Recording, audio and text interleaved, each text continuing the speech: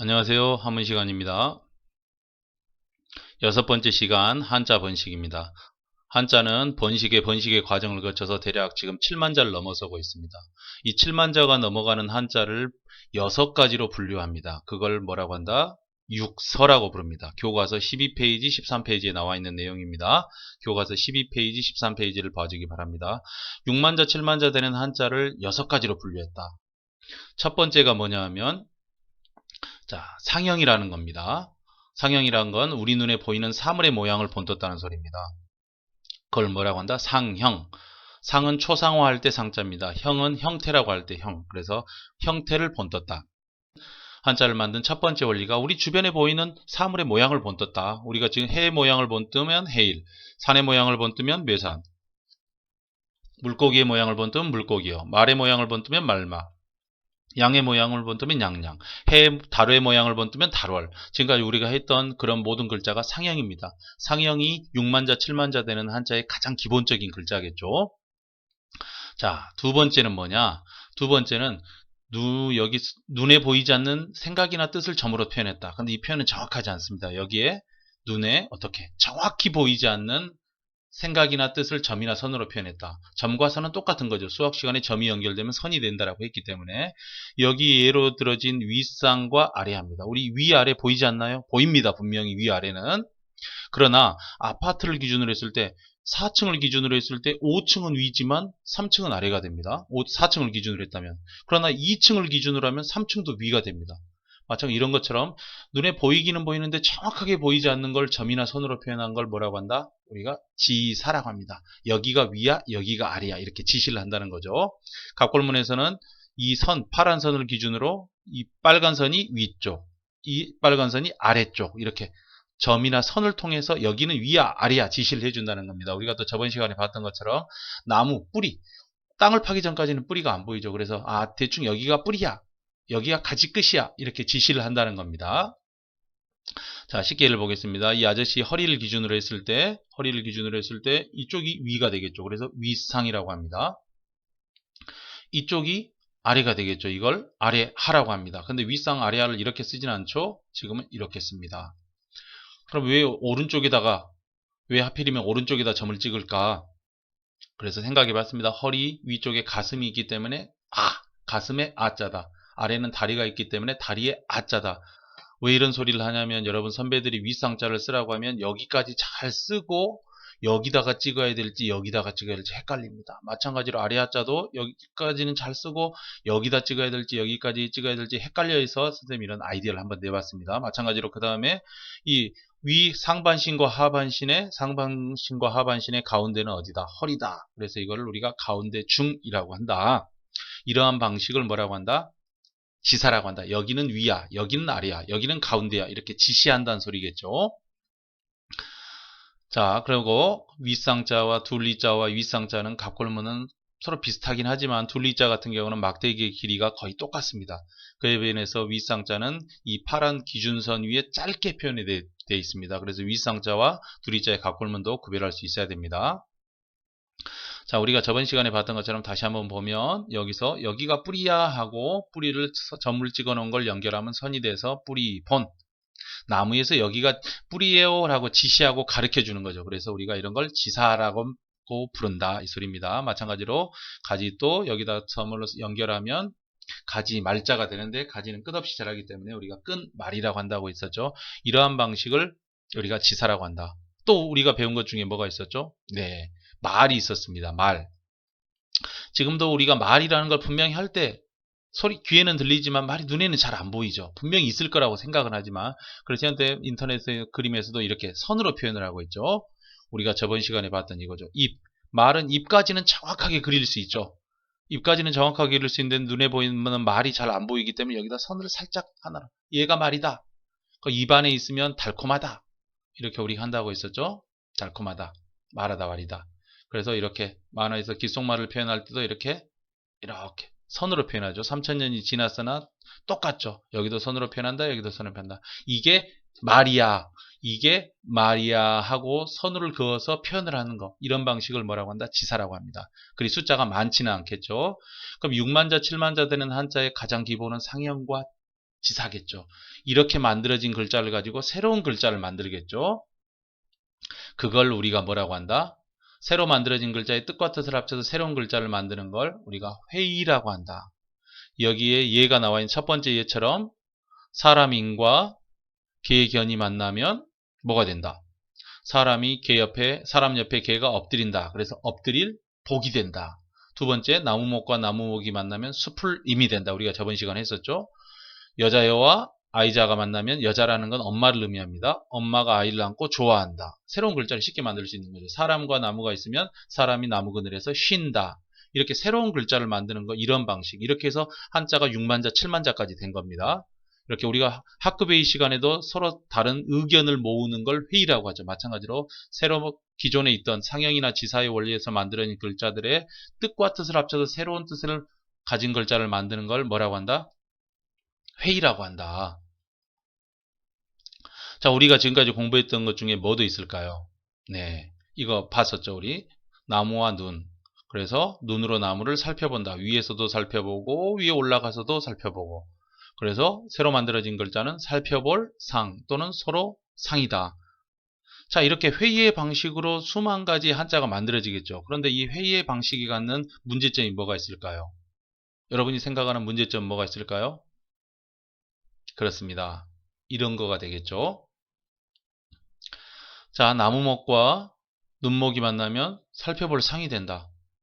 그러면 두 개의 글자가 만나서 새로운 글자가 만날 때마다 또 새로운 소리가 생겨나는 거겠죠.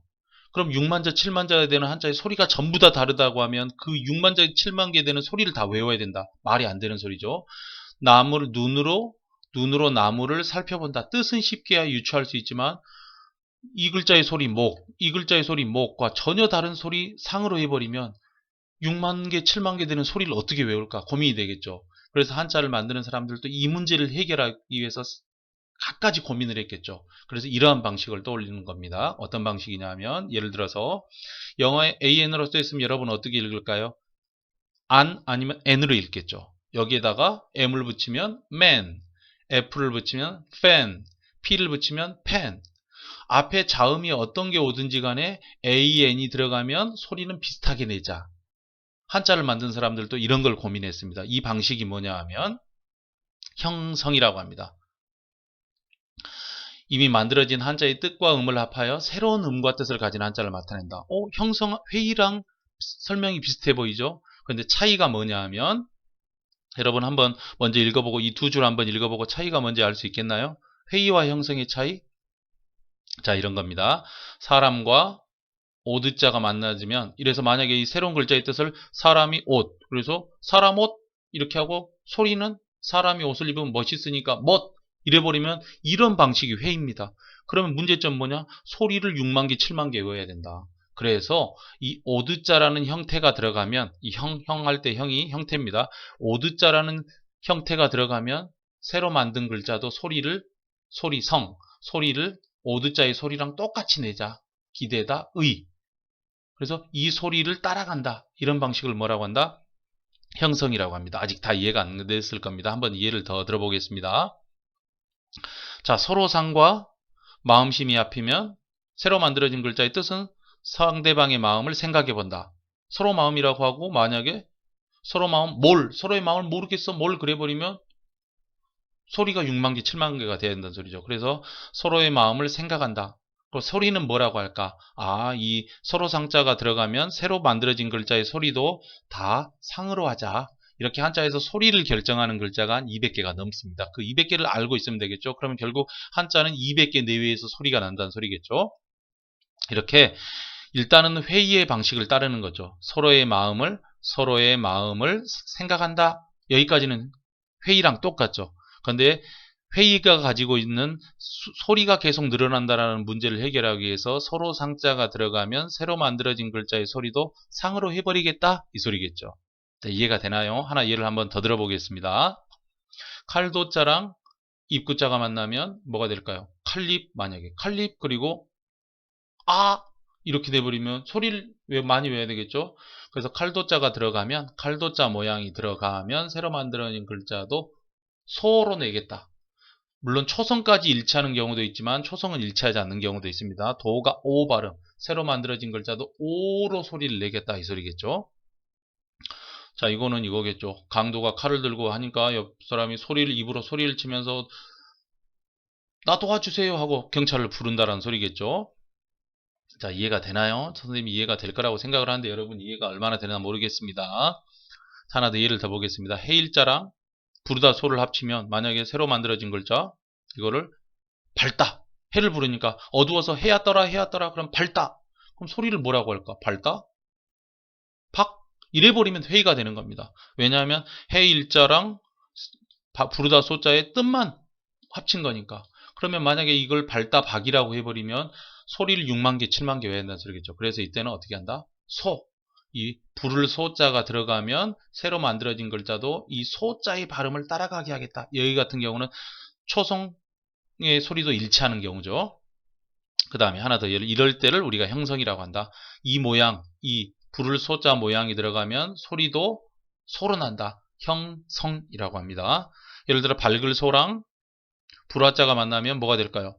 비추다가 야 어두워 자 밝게 불 좀 비춰 이런 소리겠죠. 만약에 여기에 소리를 회의라고 하면 비추다 이래버리면 소리를 6만 개 7만 개 외워야 된다는 거죠. 이랬을 때 어떻게 한다? 이 밝을 소자가 들어가면 새로 만들어진 글자도 소 발음 비슷하게 나게 한다. 오 발음이겠죠. 초성은 물론 다를 수 있습니다. 초성은 약간 변할 수 있지만 다를 수 있습니다. 마치 뭐냐 하면 영어에서 우리가 이거를 battery라고 하죠. 이거를 영국 사람들은 배터리, 미국 사람들은 배러리, 일본 사람들은 배터리, 우리나라 사람들은 배터리 이렇게 하죠. 여기서 초성은 약간씩 변하죠. 티읕, 리을, 쌍디귿 이렇게 초성은 약간 변할 수 있지만 나머지 모음은 그대로 간다. 이걸 우리가 뭐라고 한다? 형성이라고 합니다. 여러분들 이해가 되나 모르겠네요. 이해가 안 되면 교과서 12페이지, 13페이지 한 장밖에 되지 않기 때문에 이해가 될 때까지 읽어봐야 됩니다. 자, 이게 우리가 6만자, 7만자가 되는 한자가 만들어진 원리입니다. 뭐라고 부른다고요? 육사라고 합니다. 자, 첫 번째가 상형이었죠. 사물의 모양을 본떠서 만든 상형. 두 번째가 지사였습니다. 보이기는 하는데 정확히 보이지 않는 걸 점이나 선으로 나타낸다. 세 번째가 뭐였죠? 회의입니다. 회의라는 건 기존에 만든 상형이나 지사로 만들어진 한자들을 가지고 합쳐서 새로운 글자를 만드는 걸 회의라고 합니다. 근데 회의가 가진 문제점이 뭐였죠? 글자가 만들어질 때마다 새로운 소리가 늘어난다. 그래도 6만 개, 7만 개의 소리가 되면 사람들이 한자를 외우기가 어려워지겠죠.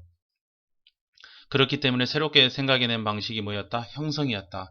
회의처럼 두 글자를 합치면 새로운 글자가 되되 특정 한자의 소리로 새로 만들어진 글자의 소리를 대체하겠다. 이런 걸 우리가 형성이라고 했습니다. 여러분들이 이 네 가지 원리를 잘 기억하고 있어야 새로 여러분들이 배울 한자들을 쉽게 익힐 수 있게 됩니다. 자, 지금까지 내용이 잘 이해되지 않았다면 교과서 12페이지, 13페이지를 이해될 때까지 읽어보고 꼭 이해하시기 바랍니다. 그리고 다음 주부터는 사전 찾기를 하겠습니다. 사전도 꼭 준비해 주시기 바랍니다. 자, 수고하셨습니다. 오늘 이상 마치겠습니다. 감사합니다.